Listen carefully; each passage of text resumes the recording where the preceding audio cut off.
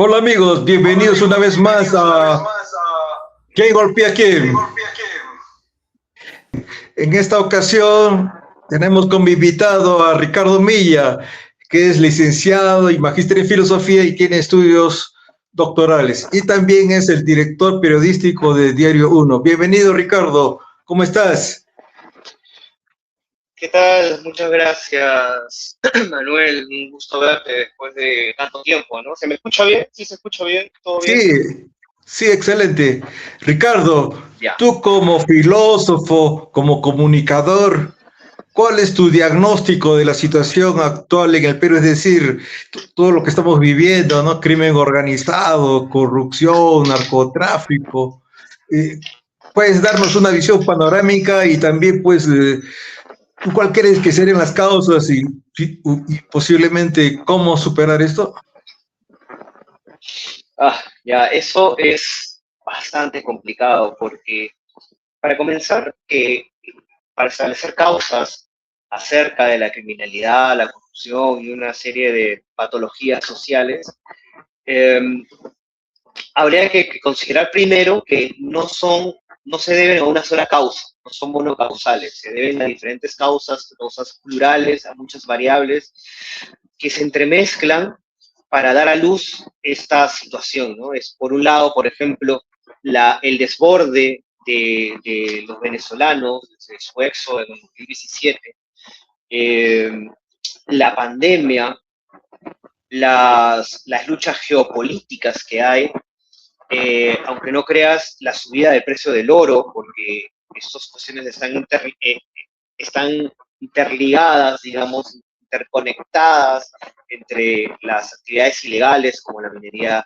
ilegal, más o menos la artesanal, ¿no? Más que nada la ilegal, bueno, el narcotráfico, la tala ilegal, etcétera, etcétera. De manera que es todo un enjambre de pluralidades, de entidades plurales que se interconectan y se relacionan, conectándose y desconectándose, que dan a luz eh, a esta realidad que lo que revela es que el Estado, más allá de su inoperancia, más allá de su corrupción, más allá de su, eh, digamos, no darse abasto para poder proteger a la ciudadanía, demuestra más bien que la maquinaria opresora que es el Estado, una maquinaria opresora que responde a los intereses de un pequeño grupo de personas, llámese clase social o como se quiera llamar, y este grupito de personas eh, se benefician del Estado, que sería la gran burguesía, ponte, ¿no? O el gran empresariado y sus aliados.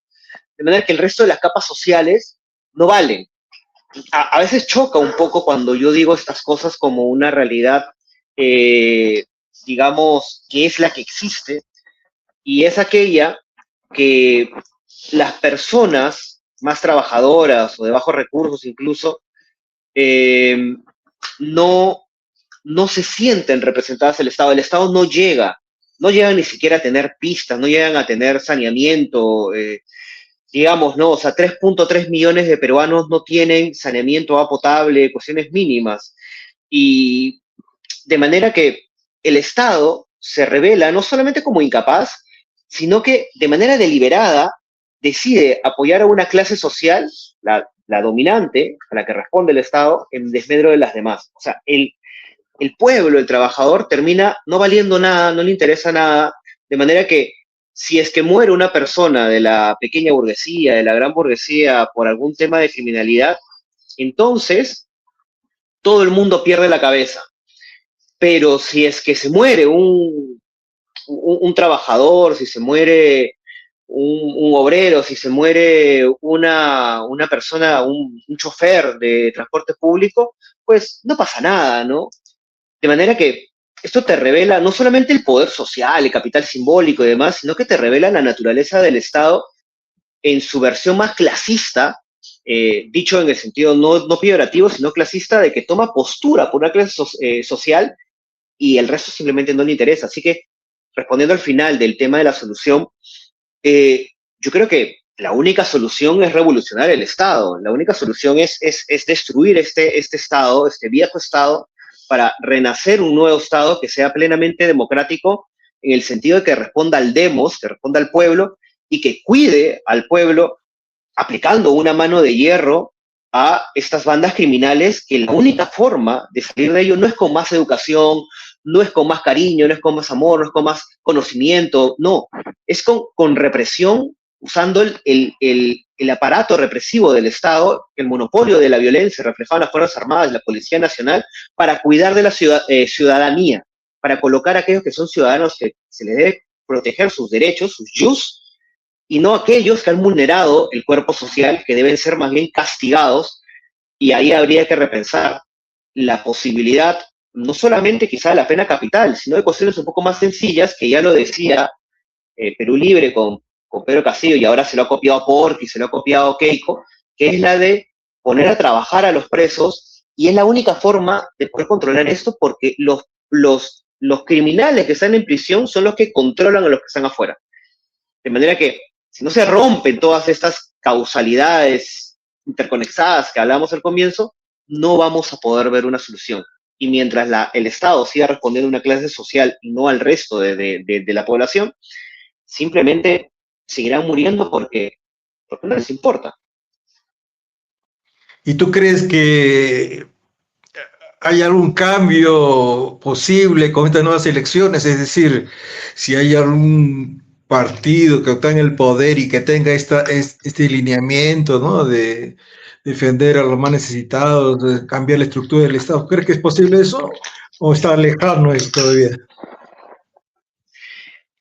A ver, bajo los parámetros constitucionales, bajo las reglas de juego, no es posible. O sea, por ejemplo, tomemos solamente una partecita de la Constitución. Además que hacer una nueva Constitución no significa hacer todo nuevo, ¿no? Por ejemplo, este chico de Aníbal Estacio dice que él cambiaría todos los artículos, ¿no? Pero en verdad hay un artículo que es muy interesante, por ejemplo, hablando de la criminalidad, sobre el estado de sitio. Y el estado de sitio no puede ser declarado de manera interna, porque el derecho internacional, la jurisprudencia internacional, que no es otra cosa sino colonialismo geopolítico, porque mientras Estados Unidos sí puede hacerlo constitucionalmente, además, no le interesan sus tratados y además él se impone por la fuerza. Y nosotros no. De manera que no podemos declarar el estado de sitio, no podemos suspender esos derechos de esos criminales, por ejemplo. De manera que la solución es un entramado de desmontar la figura del Estado, no solamente en su constitución, no solamente el Congreso, sino el Poder Judicial, la Policía Nacional, el Ministerio Público, que tiene que ser absolutamente reformado. ¿Cuántos jueces y fiscales que son buenos, que terminan siendo apañados por un gran grueso de jueces y fiscales corruptos que se dejan amedrentar, comprar, etcétera, y que al fin y al cabo, para responder al comienzo de tu pregunta, yo creo que no va a cambiar nada con esas elecciones si no se desmonta el Estado que existe. O sea, gane quien gane, así gane el más comunista de todos, que puede ser Vladimir Cerrón, el más radical, el que realmente quiere hacer una revolución desde arriba, no lo va a poder hacer, aunque por ahí López Aliaga gane y él realmente quiera poner orden y demás, no, porque nuestro país no se maneja de manera sola, no solamente es un tema de estructura de la Constitución y la forma del Estado, sino que nos vamos entramando a un Estado profundo que es controlado no solamente por poderes locales y por mafias, sino que son controlados también por grupos de poder geopolíticos imperiales. O sea, la lucha, a diferencia de los típicos marxistas, no es una lucha de clases nada más. Es también una lucha entre estados y una lucha entre imperios. Nosotros somos parte de un entramado geopolítico en el cual así nomás no vas a poder cambiar las estructuras, porque nos tienen dominados Estados Unidos como su patio trasero, como buen imperio. Con Trump, la doctrina Donald nos ha encapsulado y nos necesita para eso. Y nosotros mucho no podemos hacer. Si te la revela, simplemente viene, te bombardea, te rapta al presidente y se lo lleva. Entonces, poner a uno u otro presidente no va a hacer que la cosa cambie, salvo que haya alguien tipo como Vladimir Cerrón u otros que proponen una reforma absoluta, no solamente con una constitución, sino una reforma total, poner en emergencia el Ministerio Público, el Poder Judicial y repensar desde cero las raíces de nuestra República Democrática. una república democrática que a 200 años de existencia no ha funcionado, es un fracaso. Entonces,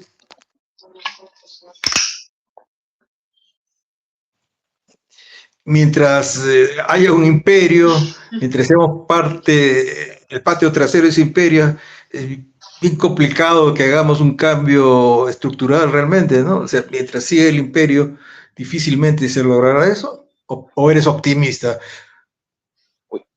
Mientras siga el imperio, podremos hacer el cambio. Es que, Repito claro, la pregunta. es que el tema está ahí. No, está bien, sí te escuché. Yo creo que, a ver, hay un gran problema ahí, ¿no? Porque, a ver, Perú tiene que jugar con aquellas cosas que son reales, con lo que realmente tiene. No podemos ser idealistas, no podemos llegar a decir, no, hay que oponernos al imperialismo yanqui, no sé qué cosas. Esas son absurdeces, absurdidades, digamos, de la Guerra Fría y esas cosas, ¿no? Yo creo que no queda otra sino tratar de sacar lo mejor de los imperios que están en juego, que además encarnan civilizaciones, ¿no? Porque a ver si me dejas explayar un poco esto, que Estados Unidos actúa como un imperio, quizás no de manera tradicional, pero actúa como un imperio, es un conglomerado de estados, para comenzar, y tiene protectorados, no solamente pues, Puerto Rico, ¿no? Sino que tiene injerencia imperial y tiene una civilización, que es la civilización angla, y en los últimos 100 años, un poco más, anglosionista. Y por otro lado, tenemos una civilización que es la eslava, la paneslávica, que es la que dio a luz al imperio soviético, y que ahora también es un imperio en Rusia, ¿no? Y China, con su civilización, pues China, de 5.000 años, también son un imperio. Estas luchas imperiales nos dejan a nosotros un margen de juego complicado, porque tenemos que estar bien con los chinos y tenemos que estar bien con los gringos. Pelearse con uno de los dos es absurdo, porque nosotros tenemos que centrarnos en el desarrollo de nuestras fuerzas productivas. Y el desarrollo de las fuerzas productivas tiene que pasar por reformas no solamente constitucionales, sino también económicas, tributarias, laborales y etcétera. Porque somos un país con excesivos derechos laborales. Yo sé que eso puede sonar fuerte, pero estamos en unos países que más derechos laborales tienen, más protección tiene el trabajador, pero que también al mismo tiempo grava con impuestos altísimos a las empresas de 2 personas, de 5 personas, de 20 personas, de 50 personas. Entonces, tenemos nosotros que desarrollar nuestras fuerzas productivas para por lo menos tener entre Estado a Estado hacia los imperios, tratar de tener un poco de margen para negociar. Porque no es que estamos en la Guerra Fría en el que China o Rusia, por comunista que sea China, no va a poner por solidaridad proletaria abstracta defender a Perú o a Venezuela si gobierna un partido comunista o qué sé yo. No, acá se juegan intereses políticos reales. Y también lo pasaba en la Unión Soviética. O sea, la Unión Soviética no solamente, claro, el internacionalismo proletario se acababa cuando chocaban con sus intereses, que es lo que pasó con China. De manera que Perú tiene que acomodarse a estas cosas. No nos podemos poner exquisitos, tenemos que pisar tierra, tenemos que ver la política real, ser pragmáticos y saber medirnos. Yo creo que eso lo hizo Deng Xiaoping en China y supo quedarse callado, estar con calma, desarrollar su país, industrializarlo, y a partir del 2010 en adelante han simplemente, y ahora se dan el lujo de decir que Estados Unidos es un país adicto a la guerra, cosa que nosotros no podemos decir. Entonces, tenemos que desarrollarnos primero como un país ordenado, mínimamente civilizado, en el que se castigue el desorden y se premie el orden, y pasar después de ese orden a poder ser un hegemón regional. Y si podemos conglomerar países alrededor nuestro, pues ya podríamos pensar en enfrentarnos a los imperios. Pero mientras tanto, hay que simplemente, algunos dirán, qué derrotista, quieres agarchar la cabeza. No, es simplemente, estoy siendo realista, estoy trabajando con las cosas que existen. Porque si no, te pasa lo que le pasó a Cuba, te pasa lo que le pasó a Nicaragua, te pasa lo que le pasó a Venezuela, incluido con todos los problemas que puede haber internamente en los partidos de gobierno. Claro, es evidente que cualquier intento de giro hacia el socialismo, Estados Unidos lo va a boicotear, ¿no? Le va a poner sanciones económicas, y eso lo estamos viendo, pues, en Cuba precisamente, ¿no? Entonces, mientras Estados Unidos no quiera el progreso de su patio trasero, ¿no crees que será difícil eso? O sea, ¿tú crees que Estados Unidos quiere la industrialización del Perú? Que el Perú no solamente sea un país productor de materia prima, de rocas y de minerales, sino que el Perú también puede industrializarse. ¿Tú crees que el primer mundo va a ver con buenos ojos eso? Yo creo que si es que uno les da cierta tranquilidad jurídica, económica, en la que tú le dices, mira, yo voy a hacer un proceso revolucionario, si quieres por llamarlo así, patriota, y voy a hacer un ordenamiento nuevo constitucional, pero en el cual voy a tratar de ganar un poquito más, vamos a tratar de hacerlo justo, pero yo te voy a dar prioridad en estas áreas. O sea, yo creo que uno tiene que negociar esas cosas. Y Estados Unidos, si gana, si termina ganando algo, pues lo va a hacer, ¿no? No es que... La cuestión está en que no nos vamos a industrializar, no vamos a tener pues microchips, ¿no? Pero ciertas zonas económicas especiales en las cuales Estados Unidos pueda, por ejemplo, colocar sus fábricas, pueda colocar sus industrias a mano de obra barata, en el cual podamos, por ejemplo, no cobrar 5 años los impuestos a esas empresas que se pongan ahí, que se comprometan a hacer desarrollo social, como ha hecho la minera Cerro Verde en Arequipa. Yo creo que eso ahí es un poquito de algo, porque no es que seamos migajeros, pero es que, a ver, ¿qué más podemos hacer? Si es que hacemos una nueva constitución a la mala, si le ponemos a Estados Unidos, no conversamos con ellos, no hacemos nada con ellos y expropiamos las empresas y queremos desarrollar las fuerzas productivas y al socialismo peruano de un golpe total, es idealismo puro. Estados Unidos va a venir, nos va a bombardear y nos va a sacar de palacio y viene el siguiente. Entonces, tenemos que jugar con lo que hay. Ya que estás planteando un enfoque realista y también pragmático, ¿qué posibilidades ves a la izquierda, a uno de los partidos de izquierda en estas elecciones que se vienen en abril? Está bastante complicado porque lamentablemente la izquierda se ha quedado, tiene dos grandes problemas la izquierda. Por un lado, tiene su izquierda definida, que es la izquierda marxista-leninista, hay uno que otro maoísta, pero digamos, está ahí, están, por ejemplo, están con Ahora Nación, con López Chao, el Partido Comunista, Unidad, y bueno, y Patria Roja, no sé dónde está. Bueno, el tema es que los comunistas definidos están dispersos, tolegados, absorbidos por socialdemócratas. Por otro lado, tienes a los socialdemócratas, tienes a los progres, a los caviares, digamos, que con Atencio están prácticamente nulo. Tienes una izquierda más o menos popular, una más tirando a cuestiones corporativistas, nacionalistas, algo así con Pepe Luna, y más revolucionarias, marxistas, pensamiento Mariátegui con Vladimir Cerrón. Y tienes pues el caballito de batalla que prácticamente es López Chao de la caviarada, en el que es una izquierda indefinida y que pues no va a hacer ningún tipo de cambio, ¿no? De manera que yo creo que las izquierdas la tienen verde porque la única izquierda que está más o menos arriba es la de López Chao, que es una izquierda caviar, rosa, progresista, digamos, en la industrialización del país les importa poco, más allá de un discurso de nueva constitución. Yo creo, y es lo mismo que dije hace 5 años, cuando yo veo a Pedro Castillo, yo lo veo en la presentación que se hizo por Zoom, y me invitaron y estuve ahí, yo le dije a Vladimir Cerrón, y yo escribí un artículo en Diario 1, en el que yo anunciaba que Pedro Castillo iba a ganar por una serie de razones, ¿no? De su propia figura y su propio mensaje. Pedro Castillo, a 2 semanas, o sea, a fin de marzo, tenía 2%, que ya era bastante. Unas 2 semanas antes ya tenía 7%. Una semana antes tenía 10%. Y un día antes estaba por debajo de Keiko, en la última encuesta, en la encuesta del sábado antes de las elecciones.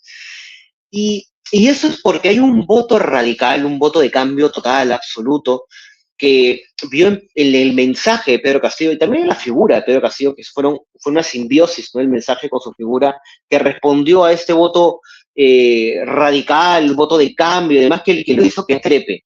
Ese voto cautivo de esos 30 o 25% de indecisos eh, puede ser capitalizado por una apuesta más radical, porque López Chao termina siendo Verónica Mendoza, termina siendo PPK. Entonces, yo creo que eso desgastó tanto que hizo que Pedro Castillo destruyera a Verónica Mendoza hace 5 años y que ahora podría ser o Pepe Luna, o podría ser que está más pegado, que es un gran burgués, es un millonario, y por otro lado tienes a Vladimir Cerrón, pero que está prófugo, entonces va a ser muy difícil para él poder ganar porque la gente va a decir no voy a pasar mi voto por una persona que está prófuga, pues y esa es la persecución política que le han hecho a él, entonces eh, la izquierda la tiene muy difícil sobre todo porque para mí la mayoría de las izquierdas son indeseables, igual que la mayoría de derechas son indeseables. Entonces, más allá de izquierda y derecha, que termina siendo en el mundo real una dicotomía para que al final gobiernen los mismos de siempre, para mantener a la gente distraída en cuestiones sociológicas, morales, mínimamente, no, nada político, económico que sea relevante, pues al final va a ser lo mismo si izquierda y derecha gana, salvo pues que llegue pues un programa radical de verdad que se haga nueva constitución y Atencio no la va a hacer y López Chao no la va a hacer, la va a traicionar como hizo Mirta Vázquez con Pedro Castillo y te quedaría pues los otros dos que proponen una nueva constitución. Bueno, Roberto Sánchez también, pero yo desconfío mucho de una persona que no tiene palabra y yo me quedaría pues con Pepe Luna y Vladimir Cerrón. Eh, y habría que ver, ¿no? Bueno, personalmente, porque conozco al doctor Cerrón, pues yo optaría por él. Pero creo que desde mi punto de vista, los caviares, los socialdemócratas tienen otra lectura y dicen ser ellos la verdadera izquierda. Yo no creo que una verdadera izquierda, yo creo que hay que ser lo más pragmático posible, lo más técnico posible, y yo creo que eso ahí está en Vladimir Cerrón, que ha demostrado en estos años ser pragmático, no tener ningún problema en dialogar con los humoristas y sentarse con ellos en una misma mesa para poder gobernar en el Congreso, porque si no fuera por eso, ahorita no habría como 50 universidades nacionales que se van a crear. Muy bien, hablando de Perú Libre, ¿cuál es tu análisis de Castillo, Boluarte y ahora Balcácer? Que si bien son invitados de alguna manera, pero no digamos cuadros significativos de Perú Libre, pero gracias a Perú Libre obtuvieron los votos ciudadanos, ¿no? Y por lo tanto estuvieron en altas esferas de poder. ¿Cuál es tu análisis? ¿Qué ha pasado con ellos? Sí, mira, en el libro, bueno, varias veces Vladimir Cerrón lo ha dicho, ¿no? Pero en el libro Del campo a la ciudad, Vladimir lo que hace es una autocrítica y una culpa, ¿no? Pero sobre todo una autocrítica, ¿no? El tema de que se eligió de manera apresurada por el tema del COVID, por el tema de la cuestión virtual, pero también por falta de cuadros, por falta de formación Claro, misma, porque el al final partido uno mismo trabaja con lo no que tiene sus tiene. cuadros. Sí, eso es verdad, pero es que también uno trabaja con lo que tiene. Imagínate que uno tiene que esperar a tener los mejores cuadros para poder llegar al gobierno. Hay que Tiene que lucharla, y yo pasar creo que eso 20 hacen años. todos, ¿no? Los mejores Sí, cuadros pues, o sea, uno en 20 trabaja con lo años. que tiene.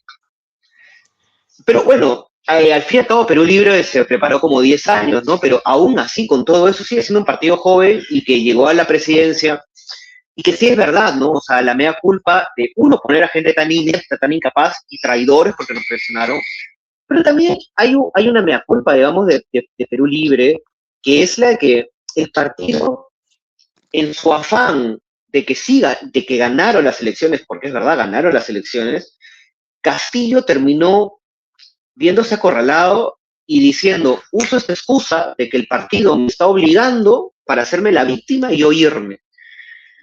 Y eso fue un poco dejársela servida a este tipo que bueno, está preso porque es un criminal al fin y al cabo. Igual me da pena y todo lo demás, etcétera, pero el tipo se dejó pues conquistar, se dejó tener esta gente de Marrufo, de la tipa esa calle, no me acuerdo cómo se llama, de Pacheco y demás, de encontrarle miles de soles en el water de Palacio. Entonces, y bueno, también hay un poco con Balcázar, ¿no? Al fin y al cabo, yo creo que Perú Libre como que se emociona, dice, bueno, yo logré esto de acá, entonces reconóceme algo, y al final lo dejan tirando cintura, porque les dieron 11 votos a Balcázar, y Balcázar los tuvo 2, 3 días, pero la plana al final se la va a poner a Estados Unidos. O sea, al ver el gabinete, que el gabinete han sido 6 ratificados, por ejemplo, y de Cela te dice mucho, es pro-yankee, y la Mireyes, esto también es pro-yankee, la primera reunión es con el embajador yankee, entonces, bueno, ¿qué va a ser un partido marxista-leninista? Y ni siquiera como para tenerlos ahí un grupito, no, simplemente se deshizo de ellos.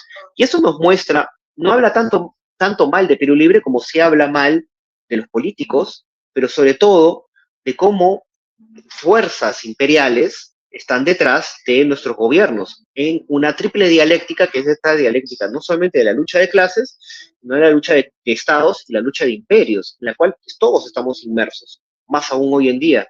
De manera que Perú Libre ya aprendió la lección y está metiendo a gente militante de base, pero mientras que el sistema te permita hacer un tránsfuga, mientras el sistema no obligue a que el presidente, por ley, se ha llegado por un partido político, tiene que responder al programa de ese partido porque él está gobernando, porque la gente que votó por eso de ahí, aunque no le haya quedado otra, votó por esa opción. Mientras el presidente no está obligado ni a cumplir sus promesas, ni a cumplir con su partido, ni quedarse en el partido, ni cumplir el ideario, ni el programa, ni el plan de gobierno, nada, como no está obligado jurídicamente a nada, va a seguir haciendo lo que se le da la gana. Ganará quien gane, incluso gana convencidísimo, marxista y todo lo demás, y llega y todos los de Perú Libre creen que el tipo sí, llega al poder, viene el yanqui, le dice esto es así, así, así, y al final, pues simplemente no puede hacer mucho porque no le va a pasar nada legalmente. Entonces, mientras el congresista que renuncia a bancada no le pase nada, mientras el presidente no se deba realmente al voto del partido y digan, él es presidente de todos los peruanos y representa a todos los peruanos, cuando en verdad no, representa a un grupito de gente que ha votado por él. Punto. Y personifica a la nación, pero realmente por ese grupo. De manera que, mientras no se cambie en eso, por más que uno tenga militantes de base y todo lo demás, todo el mundo tiene un precio al final. Entonces, el sistema está hecho para que el presidente responda a otros intereses, no intereses de sus votantes, no los intereses de sus partidos, no. Entonces, y eso ya no es culpa, pues, de Perú Libre. Tú has mencionado la alianza que ha habido con partidos de derecha, incluso para la fundación de universidades, ¿no? Todo un récord. Pero que también se cuestiona la participación de Perú Libre en el Congreso para la dación de leyes pro crimen. ¿Qué nos puedes decir al respecto? Ya, para comenzar, no hay ninguna alianza. Yo creo que cuando Juntos por el Perú, Acción Popular, coincidencias. Podemos llamar coincidencias. Se juntan en presidente, en secretario y no sé qué otra cosa, en una mesa de una comisión, no están haciendo una alianza, están ocupando cargos para distribuirse democráticamente el poder, que esa es la idea de la democracia liberal. O sea, la mesa directiva no es otra cosa sino una plancha que se presenta, está votada, porque esa plancha está representando una pluralidad, no significa que todos están de acuerdo. O sea, en la Comisión de Educación, de Familia, de Salud y demás, no todos están de acuerdo con lo que están en la mesa porque esa es la forma de organización. Y además, mientras la derecha piensa que está rompiendo a la izquierda, lo que en verdad ha hecho Perú Libre es meter una serie de leyes a favor de la clase trabajadora. Y por otro lado, sí apoyar a la derecha abiertamente en estas leyes falsamente pro-crimen, porque no son pro-crimen, son garantistas, que ha hecho que este sector de la caviarada, que está ligado al gran capital financiero, ligado con las ONG, USAID y todo el tema, que tiene intereses metidos, probados de varias compañías, empresas, en tanto del Ministerio Público como del Poder Judicial. Y gente metida de ciertos lugares que no quiero hablar y decir y demás porque son complicados, pero metidos ahí. De manera que debilitar el poder de los fiscales, que los fiscales ya no tengan, por ejemplo, el crimen organizado. Tú te juntas con un amigo, o un pata, tú lo conoces, tú lo ves, oye, ¿quieres robarle a este brother? Ya vamos a robarle, le roban un celular, y lo ponían como organización criminal. Organización criminal, dos tipos que se encontraron de la nada y robaron porque ya son dos y están haciendo crimen, organización criminal, punto, se acabó. Cajón desastre totalmente. Lo que se hizo fue darle un encauzamiento que tiene que tener una serie de características para que configure como crimen organizado.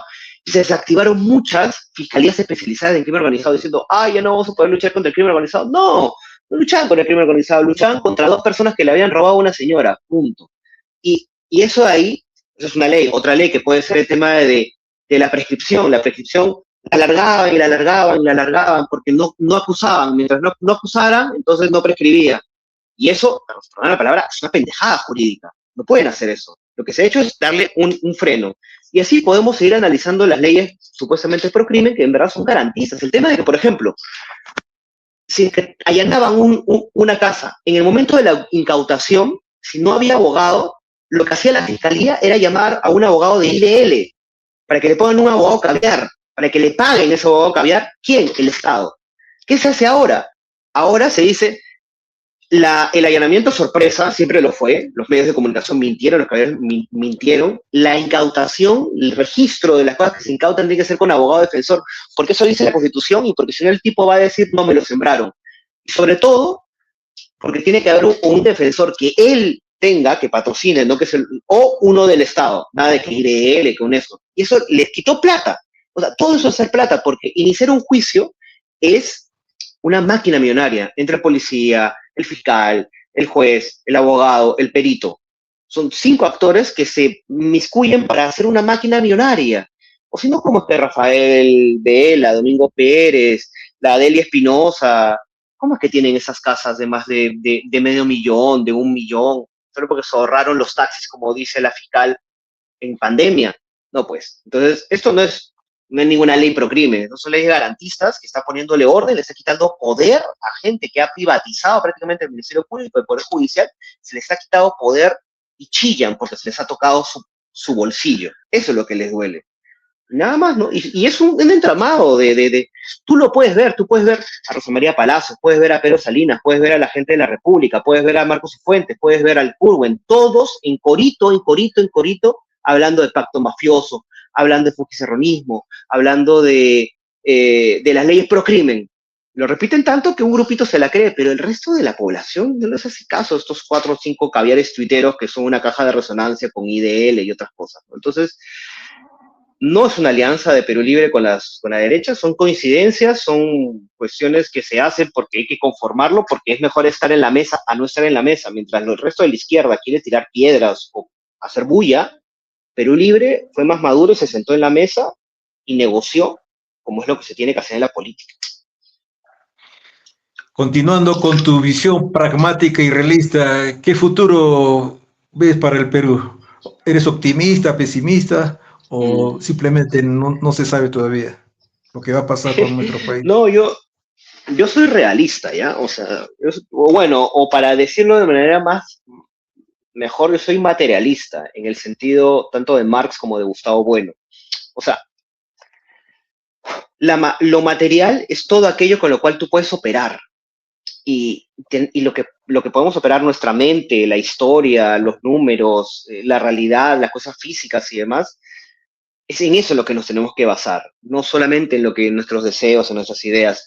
Yo no soy ni optimista ni pesimista, yo lo que soy es materialista y lo que yo veo en las condiciones materiales es que el Perú, como la mayoría de países capitalistas, liberales, con democracias liberales, es que la gente es usada para que un grupito de gente propietaria, grandes propietarios, puedan vivir de manera ostentosa y la mayoría esté trabajando y se les ponga demasiadas trabas para que puedan salir adelante, para que puedan crear sus empresas, se hacen muchas trabas para poner grandes industrias, el 70% de la población económicamente activa es informal, y es todo un círculo vicioso con un Estado controlado por corruptos, por intereses, no solamente de la gran burguesía, ¿ya? O sea, ni siquiera nuestro Estado peruano es tan avanzado en su capitalismo como para responder a la gran burguesía como tal.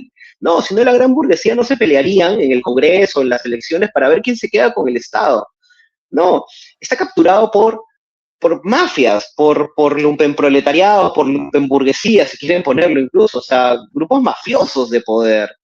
Un entramado total asqueroso en el que, como decía González Prada, pues pones el dedo y salta la pus.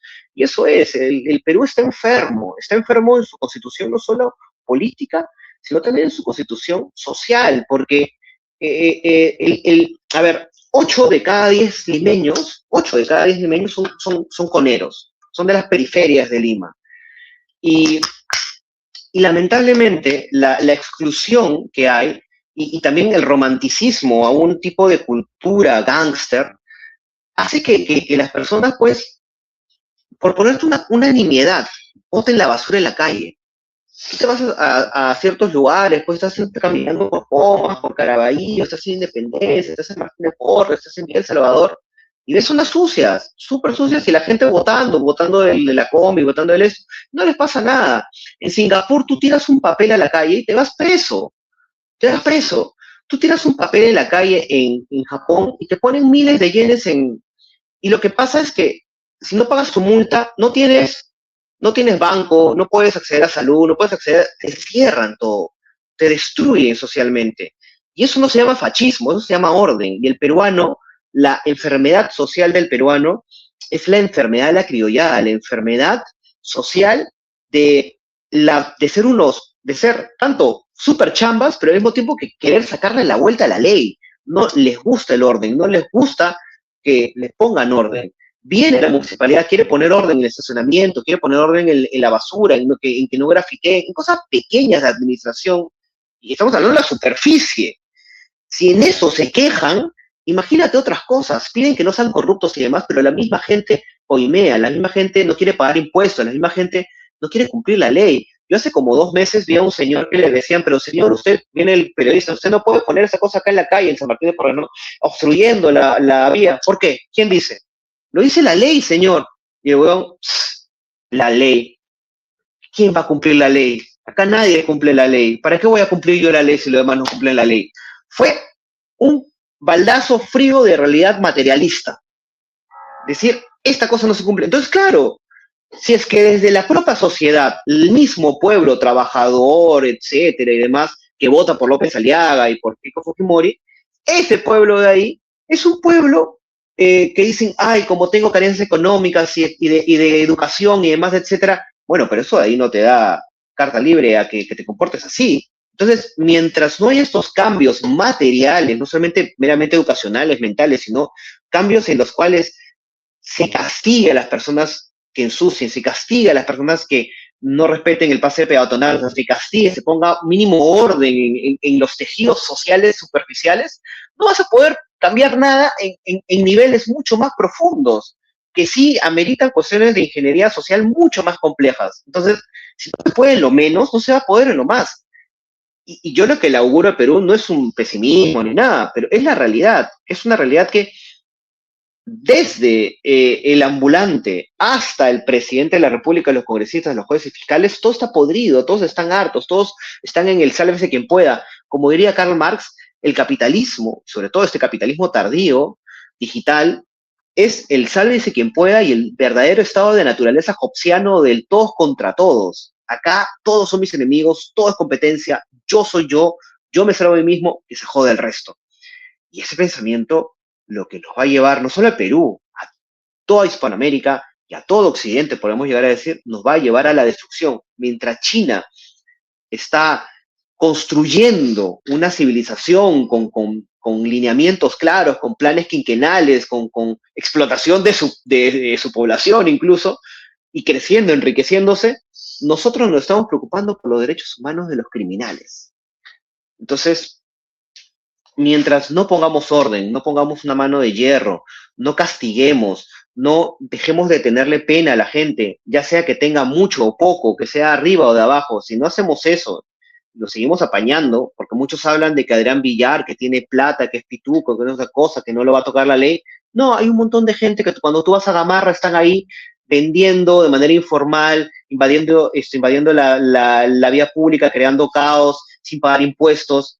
O sea, todo es un caos, nadie cumple la ley, todos tienen corona y todo es pues un desastre. Yo amo un montón al país, hay gente muy buena, el Perú tiene un potencial impresionante, quedamos primer puesto en concursos de matemáticas mundiales, hemos quedado en tercer lugar detrás de China, Estados Unidos en cuestiones de IA y de computación y de robótica. O sea, el peruano es impresionante, pero al mismo tiempo tiene esta gran contradicción de no sé, como que le gusta vivir en el mundo de la criollada constante, ¿no?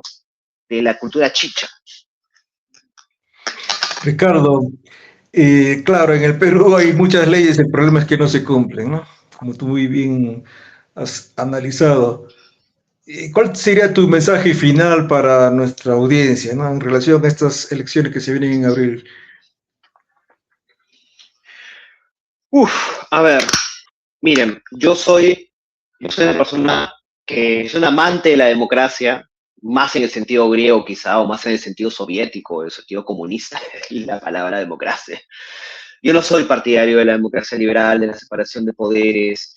Eh, mm, yo creo que la democracia es un show, es un concurso de popularidad, gana el que tiene más votos, no el mejor, no el más preparado, no, entra el que la gente quiere. Y la gente suele no saber de política, no saber de economía, y está bien que no sepan de economía y política. Imagínate que yo sepa sobre neurociencia, porque tendría que saber un filósofo de neurociencia. Pero yo sí sé de cultura, sí sé de política, sí sé. No es que una cosa sea mejor que otra. Yo no sé cómo hacer un negocio exitoso, cómo puede quizá una persona que tiene un puesto en el mercado, debe saber muchísimo más que yo en eso. Entonces, yo creo que esa democracia liberal es un show en el que en verdad los que postulen deberían ser los mejores y los que voten, pues que sean los que realmente estén interesados en la cosa pública, ¿no? Porque si no se interesa en la cosa pública es fácil que se te compre el voto. Dicho eso, yo creo que lo que tienen que hacer es que es muy difícil. Lima y el Perú son dos países distintos. Lima es una cosa y el resto del Perú es otra. Incluso yo podría decir Lima es una cosa, el norte es otra y el sur es otra. Entonces, con tres países o incluso cuatro en uno solo, es tan complicado, con culturas tan diferentes. O sea, el sur no entiende por qué Lima vota como vota, Lima no entiende por qué el sur vota como vota, se odian ambos, cosmovisiones totalmente diferentes. Yo a veces creo que deberíamos ser países separados y tener una gran confederación, confederarnos también con Bolivia y con Ecuador, pero bueno, aparte. Así que lo que yo les diría es, voten por la opción que ustedes consideren que va a cambiar todo, no por la opción que baja las cosas como están, porque las cosas como están nos ha dado un piso macroeconómico muy interesante, pero no responden a las necesidades reales de las personas que se pasan horas, 3 horas, 4 horas en el tráfico, no responden, que ya ni siquiera es que estés en micro, sino que el transporte público, estás en tu Mercedes, estás 4 horas en tráfico. Que busquen a alguien pues que haga un cambio real en el que se sienta de verdad el crecimiento económico, porque el crecimiento económico es muy hermoso y todo lo demás, pero el metropolitano es una porquería. El metro de Lima se para parando, los animales, las personas se mueren todos los años en los friajes en agosto en Puno, todos los años se mueren personas por huaicos, en los mismos lugares, las mismas quebradas, todos los febreros, todos los marzos, la misma vaina todos los años, haya niño costero, no haya niño, todo pasa siempre, lo mismo. Entonces, si una persona, como suele pasar con Keiko Fujimori o López Aliaga, les dice que todo va a seguir igual, entonces por ahí no es. Si hay personas con mensajes, que sea Vladimir Cerrón, Pepe Luna, hasta Carlos Álvarez, que te está diciendo que va a destruirlo todo y va a poner mano dura y va a cambiar todo, yo creo que por ahí tiene que pasar el tema. Que claro, obviamente no va a poder ser un cambio absolutamente radical ni nada, pero es intención y como dije, ¿no? Jugando con las cosas pragmáticas y reales y con los límites, no creyéndose pues que uno lo puede todo, porque hay que tener en cuenta que existen imperios. Dicho eso, yo creo que la reflexión no debe ser un voto reflexionado, no. Es la reflexión de si yo quiero que el país siga como está, yo quiera seguir viviendo como estoy, con ese tráfico, con esa cochinada, con una policía corrupta, con criminalidad, con inseguridad, con alimentos que suben y suben y suben. Eh, o yo quiero eso o yo quiero un cambio radical. Si seguimos haciendo lo mismo, no vamos a obtener diferentes resultados. Tenemos que hacer cosas diferentes para obtener diferentes resultados. Eso es lógica muy básica, que ni siquiera hay que leer a Aristóteles para eso.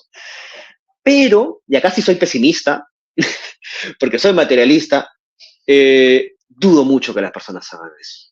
Dudo mucho que el gran grueso de las personas que no saben de política, que no saben de nada, que solamente votan por caras, que votan por símbolos, o que le preguntan a la persona que está al costado en la cola para votar por quién votaría. Y ya está, y no les importa, porque la gente va a decir al fin y al cabo, y eso es una sabiduría popular que puede ir más allá de cualquier tipo de precariedad, es que hay una sabiduría popular en que da igual por quién vote, da igual quién gane, igual al fin y al cabo no va a poder pasar nada, no va a pasar nada, va a ser lo mismo, el Congreso se va a pelear con el presidente, lo va a disolver, lo van a vacar, va a pasar aquí, y ahora va a ser peor que el Senado, son 60, poquitos votos para sacar al presidente, lo van a tener, va a ser una dictadura del Senado prácticamente, así que la gente al final no le importa la política porque haya lo que haya en la política, haya lo que haya en Palacio, haya lo que haya en el Congreso, al fin y al cabo ellos tienen que trabajar, soplarse el tráfico,